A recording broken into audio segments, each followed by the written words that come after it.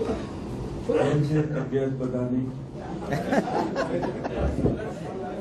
આજે રોજ હાલતા ચાલતા એકબીજાને પૂછતા હોઈએ છીએ, એમાં કોઈ કહે કે તકલીફ છે હમણાં,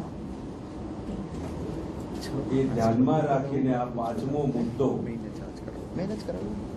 ગુજરાતની જનતાની શારીરિક સુખાકારી એને ધ્યાનમાં રાખીને પ્રજા સમક્ષ આપણા માધ્યમથી મૂકીએ છીએ। આ બધા મુદ્દા છેલ્લા 12 વર્ષથી 12 થી 15 વર્ષથી બેઠેલી બીજેપી સરકાર ધારે તો આજે અમલમાં મૂકી શકે, આજે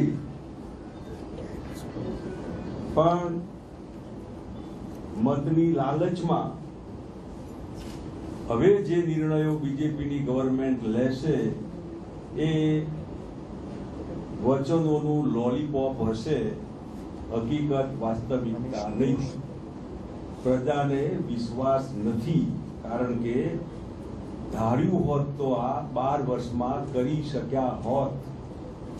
પહેલો મુદ્દો વેટ, પેટ્રોલ, ડીઝલ, રાસાયણિક ખાતરો સરકાર આજે વિથડ્રો કરી શકે, આજે રિડ્યુસ કરી શકે, આજે હાલ। હવે જે નિર્ણયો લેશે એ બધા ઇલેક્શન ઓરિએન્ટેડ, મતની લાલચમાં હશે। ઇવન આ વેટ બી ઘટાડશે તો મત માટે ઘટાડશે, લોકોના મનમાં સરકાર ઉતરી જશે કે આ મત માટે કર્યું, અત્યાર સુધી કેમ ન કર્યું। સરકારી કર્મચારીઓમાં આજે પણ સુપ્રીમમાંથી વિથડ્રો કરી શકે છે હાઈકોર્ટની સામે સરકાર, આજે કરી શકે સરકાર, આજે છઠ્ઠું પગાર પંચ અમલમાં મૂકી શકે।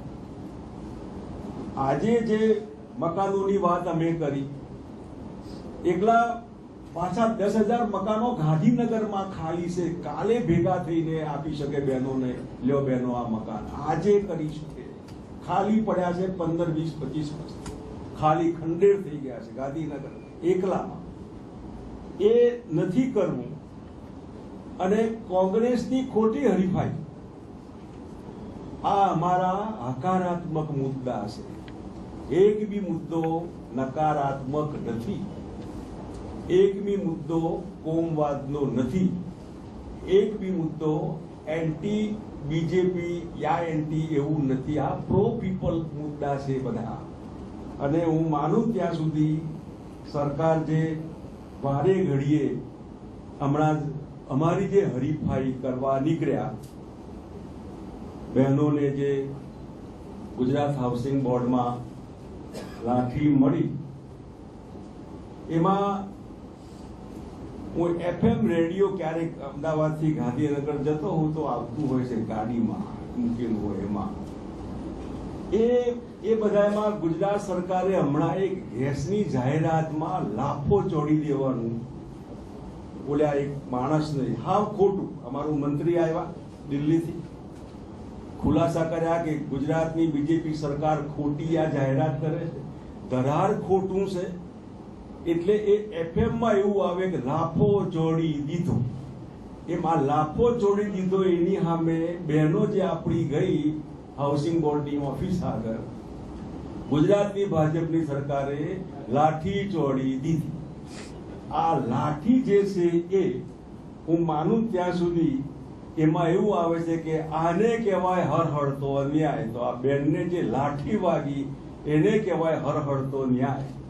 આ બીજેપીની નીતિ સામે જાતે ડોકિયા કરવા જોઈએ અંદર, કે આ જે કરી રહ્યા છે એ ખોટી હરીફાઈ ન કરે, અને જેના માટે જે કહેવાય કે આ સૌને લાઠીનો સાથ અને ભાજપનો વિકાસ, આવી વાહિયાત વાતો એ છોડીને હકીકતમાં જે મુદ્દા હોય એ લેવા જોઈએ, અને આફતને અવસરમાં બદલાય। મને આ સમજાવો કે શબ્દોની ખોટી રમતમાં, જેમાં ગેસને ગપ્પા મારવામાં, લાફો મારવાનું લોજિક, આ માનસિક વિકૃતિ છે બીજેપી અને ગુજરાત સરકારની માનસિક વિકૃતિ। જે વિકૃત માનસિકતા સિવાય આવું કાલ્પનિક વગર મતલબનું જૂઠું હરાહર જૂથ એ પ્રજા આગળ રજૂ ન કરી શકાય.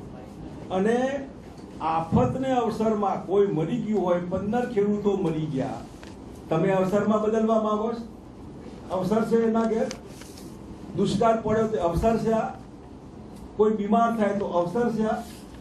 તમે શું કરી રહ્યા છો? આ 500 કરોડ રૂપિયા વાહિત ભેગા કરીને જે વગર મતલબનું આખું એક માર્કેટિંગ કે 500 કરોડ રૂપિયા લોકોને ત્રાસ આપી દે. કોઈ સમજદાર લોકશાહીમાં પોલિટિકલ પાર્ટી આ ધંધા ન કરે. એમ આફતને અવસરમાં બદલવાની વાહિયાત વાત કોઈ સરકાર ન કરે. જે આફત હોય એ અવસર ન બની શકે. કાગડાને મજા આવે, ડેડકાનો જીવ જાય, બીજેપીને કદાચ મજા આવતી હોય આ અવસરમાં ફેરવવામાં. તો આ જે છે અત્યારે હાલ ગુજરાતની જનતાને જ્યારે આવી શારીરિક આફત આવે તો એના માટે આફત છે.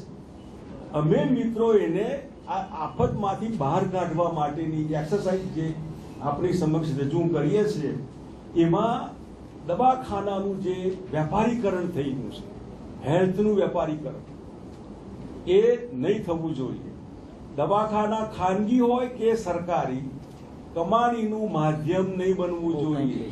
અને કમાણીનું માધ્યમ ખાનગી દવાખાના બને તો રાજ્ય સરકાર પાસે જે ઇન્ફ્રાસ્ટ્રક્ચર ને જે કંઈ એની સુવિધાઓનું સ્તર એકદમ ઇન્ટરનેશનલ સ્ટેન્ડર્ડ લેવલે લઈ જવું જોઈએ.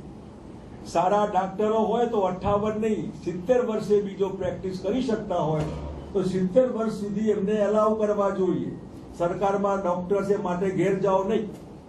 એની ઈચ્છા હોય તો 70 વર્ષ સુધી ભલે ડાક્ટરો એક્સટેન્ડ થાય, સારામાં સારા ડોક્ટરો આવે, અહીંયા આગળ જે સેવા કરવી હોય કરે.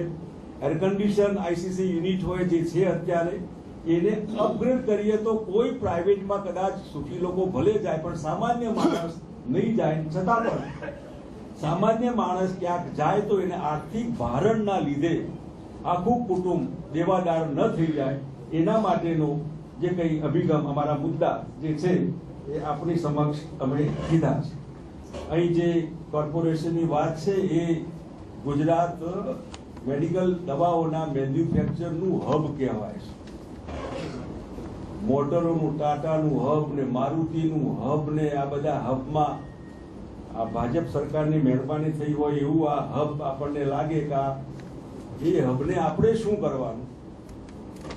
એમ દવાખાનાઓનું હબ હોય તો જે મેડિકલ મેન્યુફેક્ચરર યુનિટ છે ગુજરાતમાં, સવિશેષ દક્ષિણ ગુજરાતમાં હોય કે અહીં અમદાવાદની આજુબાજુમાં હોય, ટોરેન્ટ હોય, કેડીલા હોય, બીજું કેડીલા હોય, ત્રીજા હોય, ચોથા હોય, જે હોય, એની પાસેથી પડતર ભાવથી સીધું આજે પ્રમુખ શ્રી શક્તિસિંહજીએ જે કીધું કે આ અમારું એક કોર્પોરેશન બનશે, એમાં ભાવના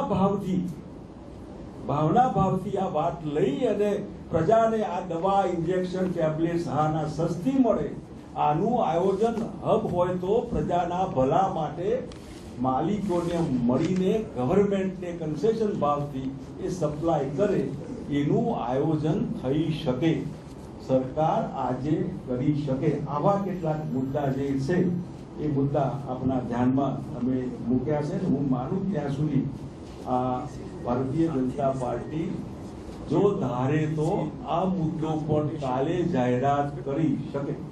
આ બધા જ મુદ્દા હકારાત્મક છે.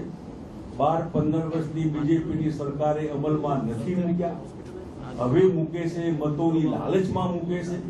જેમ ટ્રસ્ટનો કાયદો કાઢી લીધો, એ બહુમતી એમની આવે તો ફરી નાખશે એવું મને એક ધાર્મિક સંત કહેતા હતા.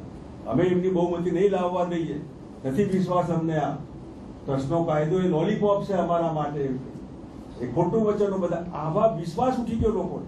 એટલે હવે જેટલું એક્શન બીજેપીની ગવર્મેન્ટના હશે એ બધા જાહેરાતો પબ્લિકના ખર્ચે, વાતો પબ્લિકના ખર્ચે, એ બધું એરે જવાનું છે.